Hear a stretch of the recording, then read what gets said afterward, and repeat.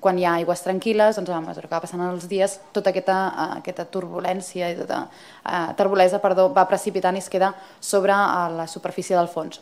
Això impedeix que es desenvolupin unes comunitats prou amb un valor important, com poden ser esponges o algues, perquè queden completament ofegades. No tenen la qualitat de l'aigua adequada, ni els arriba prou llum i tampoc el substrat no és l'adequat perquè hi creixin. A la Mediterrània s'hauria d'invertir per reduir, o sigui, per evitar la pèrdua de biodiversitat és impensable, o sigui, és inabastable.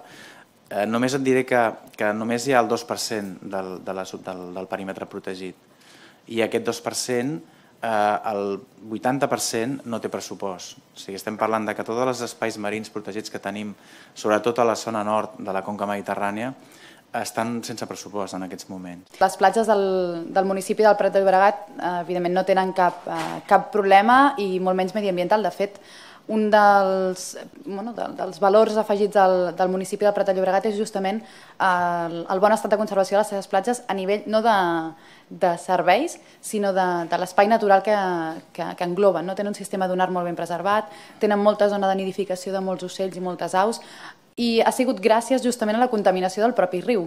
Antigament el riu estava tan contaminat i baixaven les aigües en un estat tan deplorable que ningú s'apropava a les platges del Prat per banyar-se ni per fer turisme ni res, sinó que es mantenien, anaven a altres platges. Això ha fet que no hi anés gent i s'han conservat com avui en dia les tenim, les podem gestionar amb aquests valors.